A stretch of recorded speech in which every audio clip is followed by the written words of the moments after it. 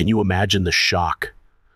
The sheer disbelief when I heard that splash, that unmistakable plop of something heavy crashing into the water, pulling me from my quiet morning routine.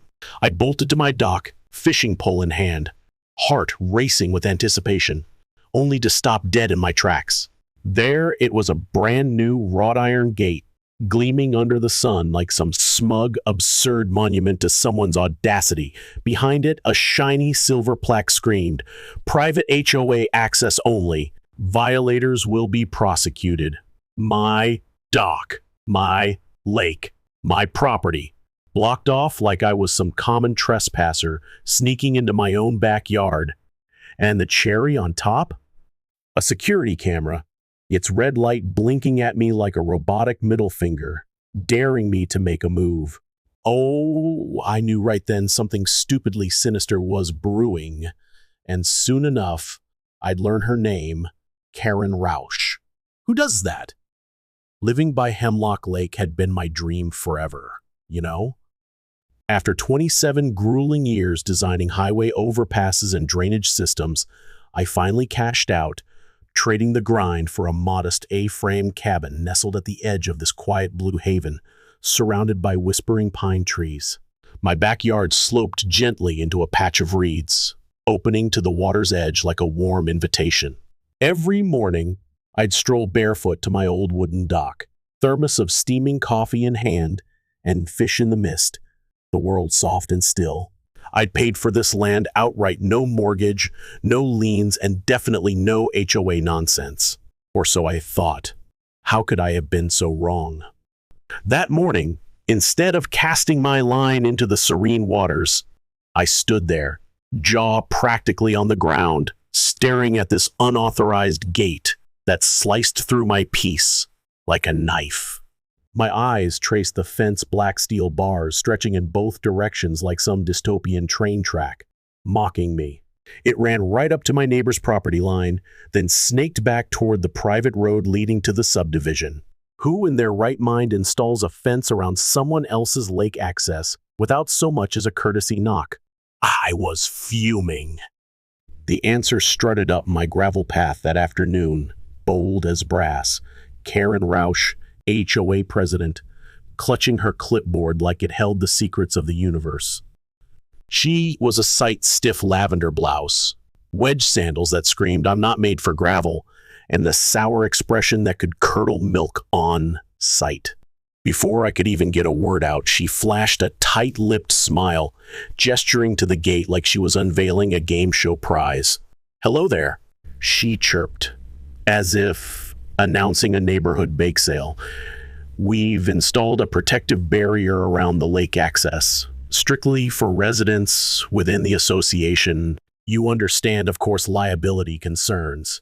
Can you believe the nerve? I blinked, stunned. "I live right here. This is my lake access." Karen tilted her head, letting out a laugh that felt like she was humoring a child who'd said something adorably wrong. "Well, technically," she said, voice dripping with condescension. "The access strip sits on a parcel now maintained by the Hemlock Shores Homeowners Association. You must have missed the notices. We sent several." She tapped her clipboard, holding it like a shield. "Safety first, right? Safety first? Are you kidding me?" My blood pressure shot through the roof, buzzing behind my eyes like a swarm of angry bees. "Karen, I didn't get a single notice, and how did you even get permission to build this? That land's not part of your HOA." Her smile didn't waver. "Oh, but it is now," she said, sweet as poison.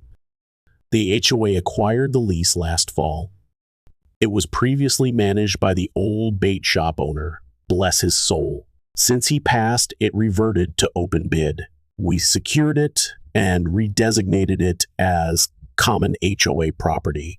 I stood there, trying to wrap my head around her twisted logic. The bait shop, that narrow strip of land between my property and the lake, once home to a rickety shack stuffed with minnows and soda cans. I'd always assumed it was part of my deed or a county easement. Turns out I was dead wrong, and Karen had swooped in like a hawk snatching a rabbit. "Let me guess," I said. my voice tight with barely contained rage. You didn't tell anyone who lived nearby, did you? She chirped back. It was discussed in our October meeting, fully above board. You're welcome to submit a formal appeal, though as a non-member, I'm afraid you won't have voting rights. No voting rights? For my own land? I was beyond stunned. I wasn't even part of this HOA. I'd bought my land years before the subdivision crept in, yet somehow this neighborhood dictator had roped off my lake access, declared it private HOA territory, and didn't even have the decency to knock on my door. The next day, I grabbed my bolt cutters, feeling like some renegade freedom fighter ready to snip away at tyranny. I barely got through one link before Karen appeared, a security guard in tow, and called the sheriff. Can you believe it? The deputy, to his credit, looked as baffled as I felt, but after checking the property maps, he confirmed the worst. While I owned the cabin and surrounding land, the parcel with the dock and gate was technically under HOA lease. My heart sank. Karen watched the scene unfold like she was sipping a martini at the opera, smug and untouchable. By week's end, a sign went up. Do not trespass. $1,000 fine. That ridiculous camera kept blinking, tracking my every move. How could this be happening? I tried reasoning with the HOA board, attending one of their meetings. It was like stepping into a soap opera run by suburban villains. Everyone was either terrified of Karen or completely under her spell, hypnotized by her delusions of control. One guy actually said, "You're not on the lake list anymore." The lake list? What in the world was that? Then came the gut punch. Karen held the only key to the lock. The only key. I was locked out of my own paradise. For a few days, I sulked. What could I do? Hire a lawyer and drain my savings to reclaim a tiny sliver of land? Dig a tunnel under the fence like some cartoon prisoner? I even toyed with the idea of building a floating dock off my shoreline and launching a kayak invasion just to make a point. Then, a miracle, my eyes caught a for sale sign, discreetly posted on the parcel next to the gated strip. The same land Karen had leased, split by some legal quirk into 2 narrow lots. I grabbed my phone, heart pounding, and called the number. The real estate agent practically begged me to make an offer. The seller? An elderly woman in Alaska who'd inherited the land from her late husband and forgotten it even existed. Could this be my chance? That night, I sat on my porch, sipping coffee under a blanket of stars, the gate glowing faintly in the moonlight like a smug steel totem. A grin spread across my face. If Karen wanted control so badly, she was about to get a taste of it, just not the kind she expected. I was going to buy the land with the only gate key. Can you imagine the thrill? 2 weeks later, the paperwork was done. The deed was mine. I was the proud owner of a narrow, overlooked, and now incredibly valuable strip of land that included the very fence Karen had so 6,645 so proudly installed. The best part? When she leased the adjacent parcel, she'd assumed the other half was part of the same plot, just like I had. But that sliver, the one with the actual gate posts buried in the dirt, wasn't leased. It was for sale, and I snagged it for less than the cost of a new fishing boat. It was poetic justice. She'd locked me out, but now I owned the lock itself. How's that for a plot twist? I bided my time, waiting a week before making my move, letting the gate become a permanent fixture in the HOA's mind, letting Karen get cozy with her little symbol of power. The lake was hosting its annual HOA summer brunch soon, set to take place right on the other side of my former dock, now her exclusive community retreat. I watched from my deck, munching popcorn like a hawk, as they set up folding chairs, a white tent, and get this, a chocolate fountain. The pretentious energy spilling into my backyard was unreal. The morning of the event, I struck. I strolled to the gate, lockpick kit in my pocket, not to break in, but to change the lock entirely. I slapped on a new heavy-duty padlock, the kind you'd see on military ammo crates. Click, it snapped shut like a judge's gavel. Then I added a sign, simple but clear, printed on weatherproof laminate, private property, access by owner permission only. Take that, Karen. That afternoon, as HOA members rolled up in pastel polos and sun hats, Karen marched to the gate, clipboard in hand. Her smug grin so bright it could blind a squirrel. She reached for her key. It didn't fit. She tried again, nothing. She jiggled, twisted, even banged it against the gate, her face turning redder by the second. Finally, she turned to the crowd, forcing a smile tighter than a drum, and announced a small technical issue with the lock that would be resolved momentarily. Oh, the satisfaction. I stood there, lemonade in hand, savoring the moment like a fine wine. Can you imagine the thrill? The sheer anticipation as I waited for Karen to look up and lock eyes with me? When she finally did, her face a mix of confusion and dread, I gave a casual wave, then tossed her a copy of the deed like it was a winning lottery ticket. She grabbed it, her eyes scanning the paper, as if it were written in some ancient foreign script. Her jaw worked, but no words came out at first, just pure, stunned silence. Finally, she stammered, This must be a mistake. You can't just buy community property. Oh, the audacity. I sauntered to the gate, leaned against the fence with a grin and said, You're right, Karen. That's why I didn't. I bought my property, the one your precious gate is standing on, including this sweet stretch of land all the way to that big rock over there. Can you feel the satisfaction in that moment? Karen's face twisted like she'd just bitten into a lemon rind sour, bitter, and oh so painful. She pored over the deed again, her eyes darting to the plot map I'd conveniently highlighted in neon yellow, as if that bright color could burn the truth into her brain. The realization hit her slow and hard, like a freight train she couldn't outrun.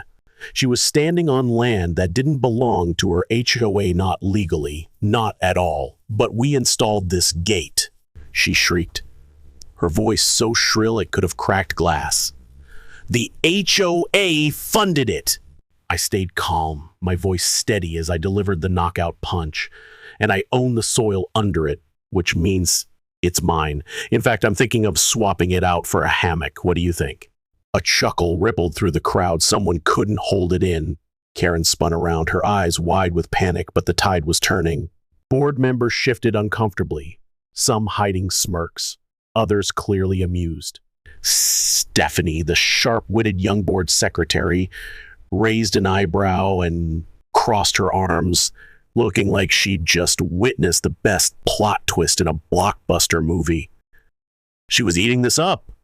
Karen, though, wasn't having it. She stormed off, cell phone glued to her ear, barking about an emergency board session. I let her go.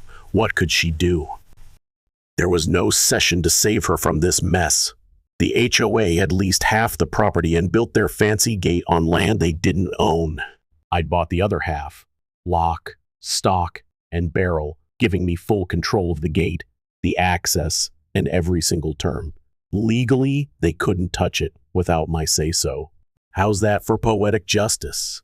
The next day, I marched to the county clerk's office, my heart pounding with purpose. I filed an official notice declaring the fence partially installed on my private property. Any unauthorized tinkering would be trespassing, plain and simple. I sent copies to the HOA, the sheriff's office, and, just for kicks, Karen's lawyer, whose email I dug up from a public HOA filing. Why not add a little flair? Then I upped the ante. I installed a motion-activated camera and a solar-powered floodlight that snapped on every time someone from the HOA side got too close. It didn't record I wasn't out to play spy. I just wanted them to know I was watching, always one step ahead.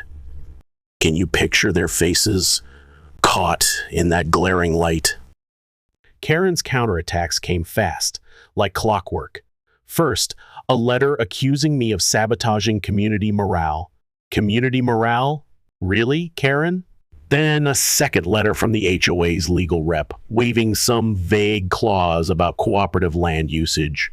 My response? A crisp copy of my deed with a post-it note slapped on it. Recuperate this! I couldn't help but laugh. Not long after, Stephanie dropped by, her curiosity practically sparkling. She wasn't hostile, just genuinely intrigued. "Can we walk the property line?" she asked. I obliged, and as we traced the fence, she shook her head, irritation flashing in her eyes.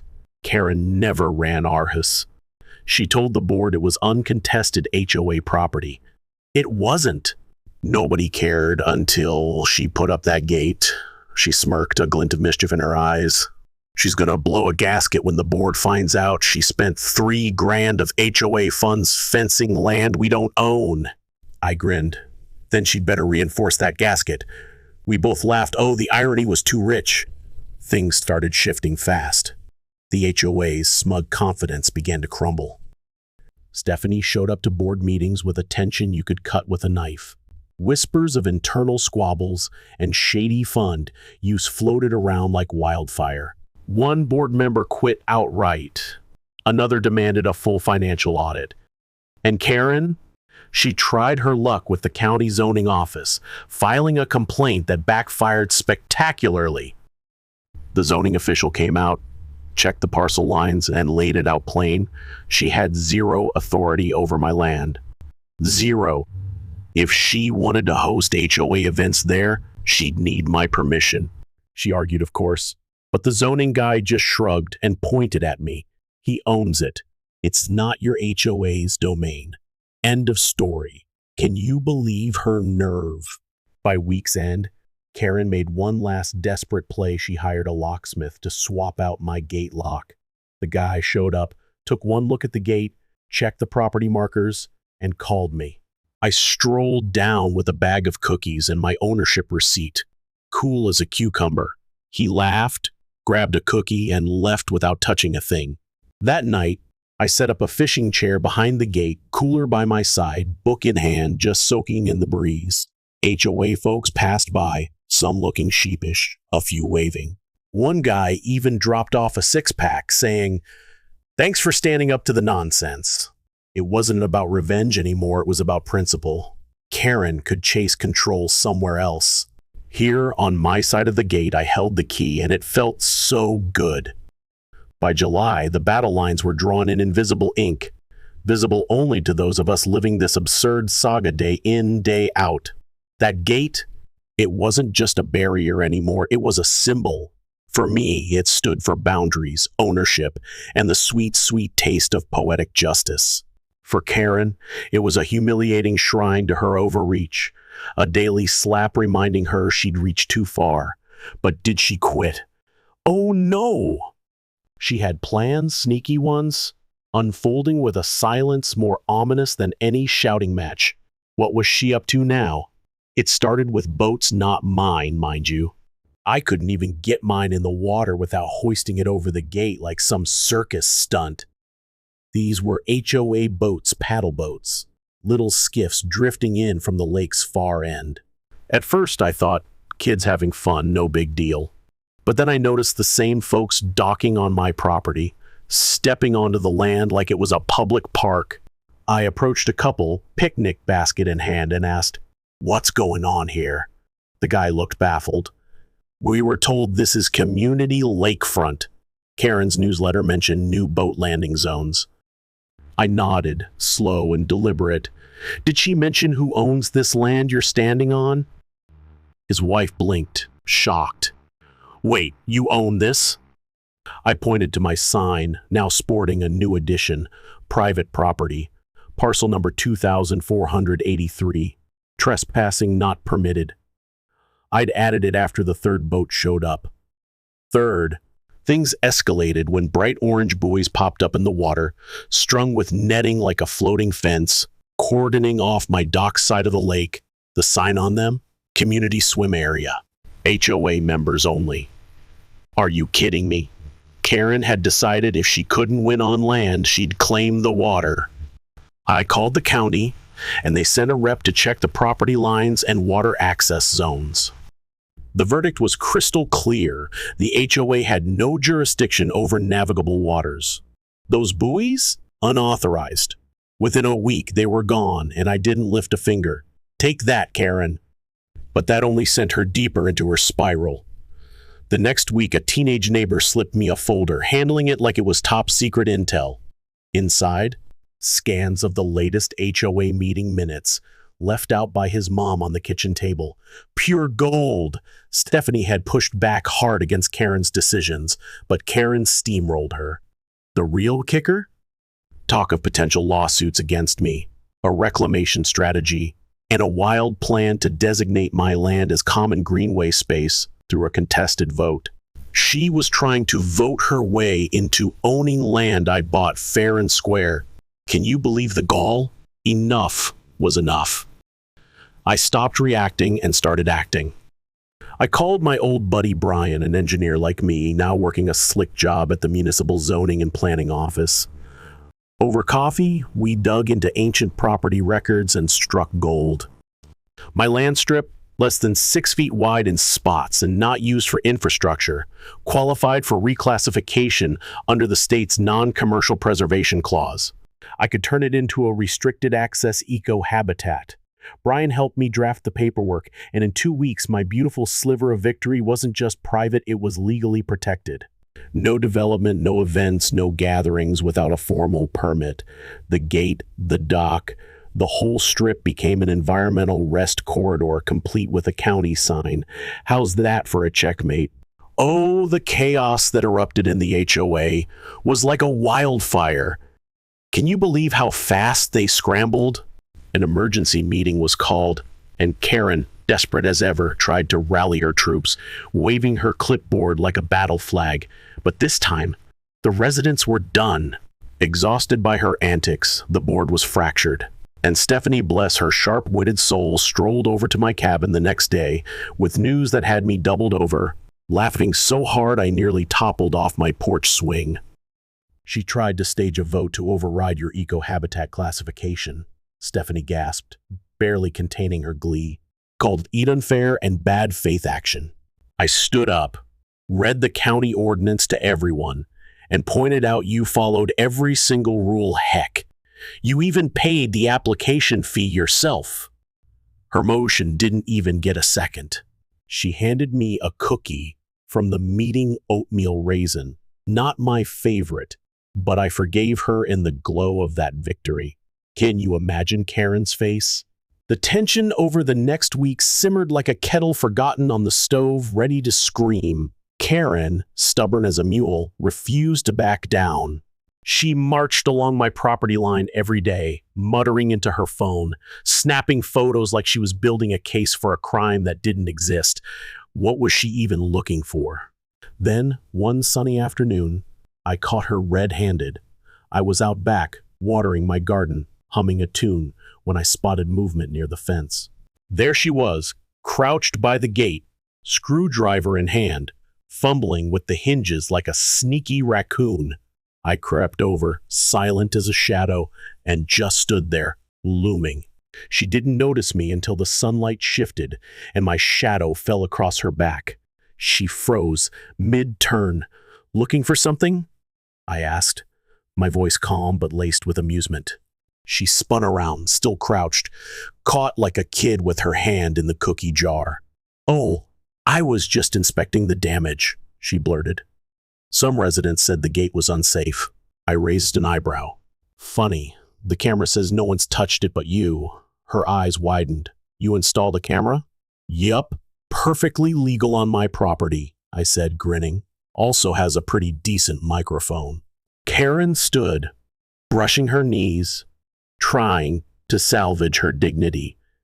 "You're being extremely uncooperative, you know," she huffed. I pointed to the sign and smirked. "And you're lucky I don't charge admission. You're welcome to leave before the county slaps trespassing on your list." Her cheeks flushed red as a ripe tomato, and she stormed off, steps clipped and stiff. I watched her vanish around the bend, shaking my head. She was unraveling, and oh, it was a sight. The final blow landed the next week, and it was glorious. Stephanie, that brilliant firecracker, rallied enough board votes to demand a full audit of HOA spending. Guess what they found? Karen had blown over $88,000 in fencing and safety enhancements without a shred of proper documentation or approval. And Get this tucked in, that budget was a weekend board stress retreat at a fancy local spa booked under her niece's name. Can you believe the gall? The board suspended her on the spot, pending investigation. 2 days later, she resigned, whining about a toxic environment. Toxic? Oh, please. Word spread like wildfire, and soon neighbors were knocking on my door, bearing gifts, homemade pies, six-packs, even a hand-painted sign that read, "Local legend, gatekeeper of Hemlock." I propped it up next to my fishing chair, grinning ear to ear. Was this really happening? Peace crept back to Hemlock Lake slowly, like the water settling after a storm. The orange buoys Karen had floated out, gone for good. The gate stayed locked, but swung open for kids eager to fish or the sweet elderly couple who loved sitting by the water, their eyes twinkling with gratitude. I kept a stack of laminated permission slips for guests, and anyone who asked politely got one. No fuss, no fight, just respect. The HOA? They were busy drafting a new charter, one with fewer gate metaphors and a whole lot more neighborly common sense. And me? I was back to my morning ritual, casting lines into the mist, my heart lighter than it had been in months. Could life get any sweeter? Just when I thought the drama was done, Karen reared her head again, not in person, thank goodness, but digitally, like the villain in a cheesy, straight-to-streaming sequel nobody asked for. She burst onto the internet with the zeal of a conspiracy theorist, armed with the editing skills of a teenager hyped up on Wi-Fi. Her new obsession? A campaign called Save Our Shoreline, complete with a Facebook group, a YouTube channel, and a string of unhinged TikToks filmed in her backyard 3 states away in Florida. Apparently, the move hadn't dulled her thirst for drama. It had sharpened it to a razor's edge. Can you imagine the nerve? Her videos were something else. In one, she stood before a green screen backdrop of Hemlock Lake, ranting that an entitled non-member had seized sacred community land and fenced it off like a tyrant. She flashed blurry screenshots of my gate, plastered with labels like greedy anti-neighbor and my personal favorite, Gate Goblin. Another video had dramatic music, slideshows of the lake through the years, and, inexplicably, stock footage of crying kids and confused ducks quacking away. Her grand finale? A monologue under stormy sky filters, railing about how one man weaponized bureaucracy to oppress a whole neighborhood. Who does she think she's fooling? I would have ignored it, but her nonsense started gaining traction. Some mid-level outrage blogger picked up a video, and suddenly my quiet little fence was trending. Clips spread under hashtags like hashtag Lake Lockdown and hashtag Free the Dock. Strangers dug into my public property records, leaving comments. One left a voicemail asking how much I'd charge to rent the land back to the community. Another guy, claiming he was from Oregon, offered to make a documentary. I asked if he'd ever been to Hemlock Lake. No, he said. But injustice is universal. Universal? Really? I just wanted to fish in peace. At first, I was furious. I hadn't signed up for fame, infamy, or any spotlight. All I wanted was to sit by the water, cast my line, and not deal with power-hungry clipboard warriors like Karen. But then, the internet, that wild, chaotic beast, turned on her. Reddit threads sprang up, tearing apart her videos, exposing inconsistencies in her long history of HOA complaints from past homes. Someone unearthed a Yelp review she'd written for a nail salon, a rant so intense it read like a manifesto. Another thread, Karen tried to fence a lake and got wrecked by a fishing grandpa, hit the front page. They turned me into a meme. A photo of me in my fishing chair, sipping lemonade, got captioned with gems like "You shall not bass" and "Gatekeeping done right." A local news station reached out for a feel-good segment. I declined too much attention, but they ran a story anyway, zooming in on my property deed with dramatic narration. "Can you believe it?" Stephanie called, laughing so hard she could barely breathe. "It's official," she gasped. You're Hemlock's first viral legend. The buzz faded, as internet fads do, but Karen's troubles didn't. The online spotlight sparked a deeper dive into her HOA tenure. Residents she'd bullied came forward with ignored complaints, misuse of funds, fake citations, rigged board votes. It wasn't enough for criminal charges, but it blacklisted her from HOA leadership roles, not just in Hemlock, but across statewide networks. And then, oh, this was rich. The county hit her with a fine. Her unauthorized installations and a forged permit application for the original gate. Zoning violations. She'd claimed the land was HOA controlled when it wasn't. The fine? Nearly $10,000 plus legal fees. Her online rants vanished soon after. No more green screen lakes, no more tirades, just one cryptic post moving on to better waters. Better waters? I bet she meant some gated condo in Boca Raton. Back in Hemlock, the air felt lighter, like the lake was breathing again. Stephanie and the new board were rewriting HOA policies, focusing on transparency and inclusion.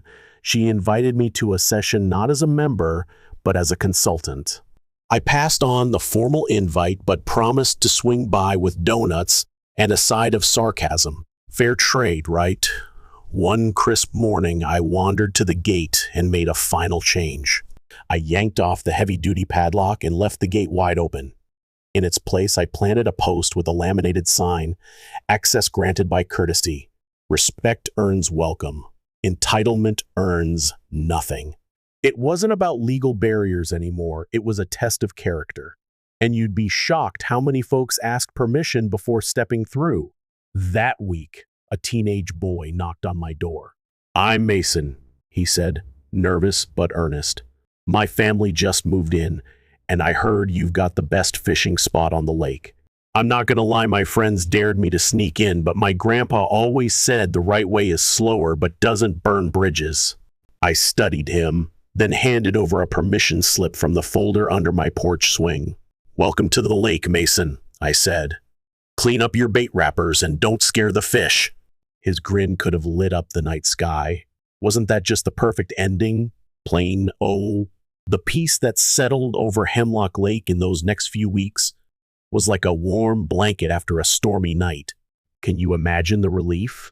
For the first time since I'd moved to this quiet haven, kids were casting lines from the dock, giggling as they reeled in fish, while retirees strolled along the shore, their steps light and carefree. Even the raccoons, those sneaky bandits, seemed to dial back their mischief. The gate stood wide open, its heavy lock gone, but its story? It lingered like gentle ripples spreading across the water, a tale whispered among neighbors. And here's the wild part, people started treating the area with more respect than ever before. Was it the saga of the gate that inspired them? The quiet symbolism of an open barrier? Or maybe, just maybe, they didn't want to star in one of my revenge tales. Whatever it was, my heart swelled with pride as I watched the lake come alive again. Then, out of the blue, a letter arrived from Karen herself. Can you believe it? It wasn't a threat nor an apology, just this oddly formal note that landed in my mailbox like a relic from another era. She wrote that she'd reevaluated her relationship with leadership roles and was now working with advocacy groups in her new state to curb HOA abuse. She even tucked in a pamphlet for one of those groups, along with a handwritten note that read, "We might have started as enemies, but maybe we both taught each other something." I stared at it, torn between disbelief and amusement. Respond? Nah. I decided silence was stronger than any words I could scribble. Besides, I had fish to catch. Why waste a perfect morning on her drama? And so, the gate stood weather-beaten, sturdy, a tad off kilter from all the chaos, but gloriously open. Not because I had to leave it that way, but because I chose to. Oh, the irony wasn't lost on me. A fence built to lock me out had transformed into a symbol of who could come in, and the key? It wasn't cold metal, it was manners, pure and simple. 1 year later, to the very day, I stood on my dock, thermos of steaming coffee in one hand, fishing pole in the other, gazing at the same patch of lake that had sparked one of the most absurd property disputes in county history. Can you picture it? The water sparkled under the morning sun, serene and unchanged, as if it had been patiently waiting for us all to figure things out. The gate was still there, its paint faded to a soft gray, the metal now boasting a rustic charm that gave it personality. I'd kept it up on purpose, not to gloat, not to warn, but because it was part of the story now. And don't you think symbols sometimes matter more than structures? What was once a barrier had become a curious lakeside landmark. A monument neighbors spun tales about over smoky cookouts and lively community potlucks. It was like the gate had its own legend, and I was just the guy lucky enough to live it. Stephanie, bless her, had organized a Lake Appreciation Day, a laid-back celebration to honor the cleanup of the shoreline, the revamped HOA bylaws, and the neighbors who'd banded together when things went haywire. But then, oh, the horror. She sprung a surprise segment called Hemlock Legends. I had no clue until a megaphone blared my name, and I turned to see a crowd clapping, kids hoisting hand-painted signs that read "Thanks, Gate Guy," and "We love the dock." One little artist even drew a cartoon of me in my fishing hat, with a laser beam shooting out of the gate. A laser beam? I still don't get it, but that artwork was pure gold. I tried to wave them off, my cheeks burning, but Stephanie grabbed my arm and dragged me to the front, thrusting a plaque into my hands, real wood, carved with, "In recognition of community integrity and unmatched patience." I half expected it to say, "Master of Petty Chaos," but it was genuinely tasteful. A kid piped up, eyes wide, "Are you gonna write a book about all this?" I chuckled. "If I do, it'll be called Karen and the Fence That Couldn't." The crowd roared with laughter. Could this moment get any better? Standing there, surrounded by grinning neighbors and the smoky scent of barbecue wafting across the lawn, it hit me. Something incredible had happened.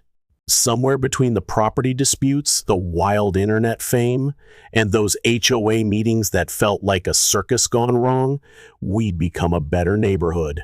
People actually talked, now shared tools, swapped recipes, even dished the occasional gossip with a wink. The board was transparent, the rules clear as day, and get this, there hadn't been a single gate-related drama in 6 months. A miracle, right? Later that afternoon, Mason swung by again, taller by an inch or two, towing his little sister along to fish. I handed her a mini rod I had stashed away and showed her how to bait a hook without flinching. 10 minutes in, she hooked her first bluegill and let out a scream so loud you'd swear she'd caught a shark. Mason shot me a thumbs up from across the dock, and for that fleeting moment, everything felt absolutely perfect. Was this what victory tasted like? Then, of course, came the twist, because nothing's ever that simple, is it? As the sun dipped low, painting the sky in gold and orange, a silver sedan rolled up near the road's end.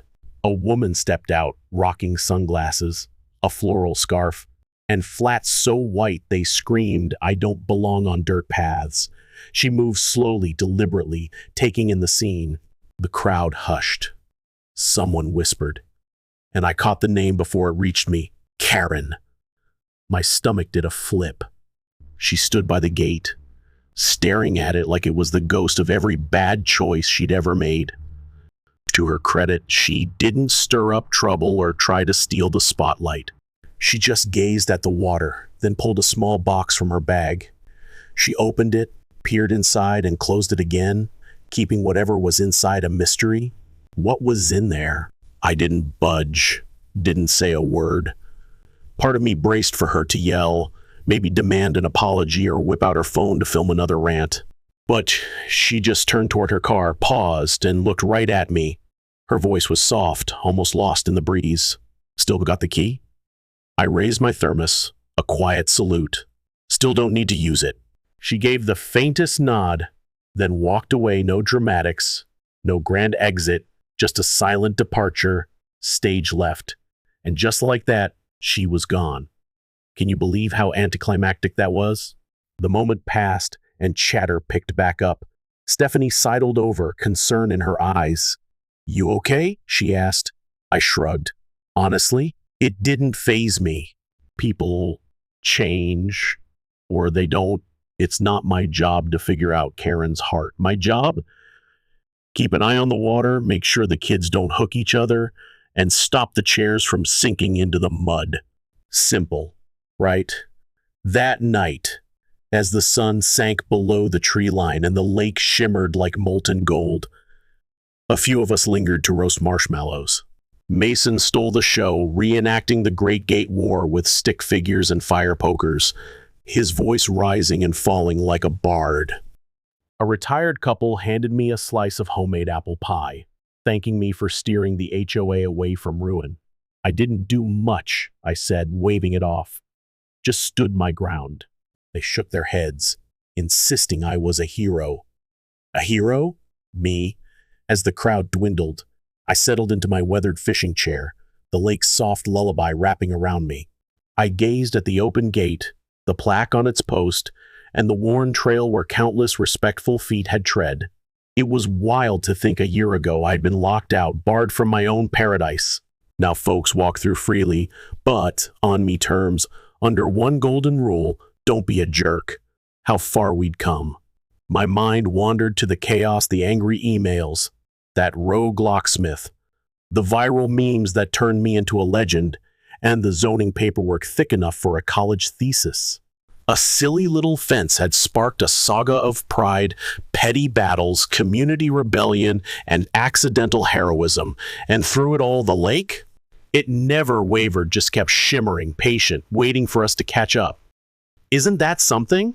Before heading in, I reached into the tackle box by my feet and pulled out the original padlock Karen had slapped on the gate. I'd kept it as a reminder, now rusted and frozen shut by time and rain. I set it on the gatepost, a silent trophy from a time when lines were drawn in metal, not kindness. It felt right, like closing a chapter. Wasn't that the perfect touch? As I turned toward the house, the porch light glowing warm in the dark, footsteps crunched behind me. Mason jogging up, out of breath. "Hey," he panted, "you coming to the late-night fish-off tomorrow?" I smiled, warmth spreading through me. "Wouldn't miss it." "Cool," he said, then hesitated, a mischievous glint in his eye.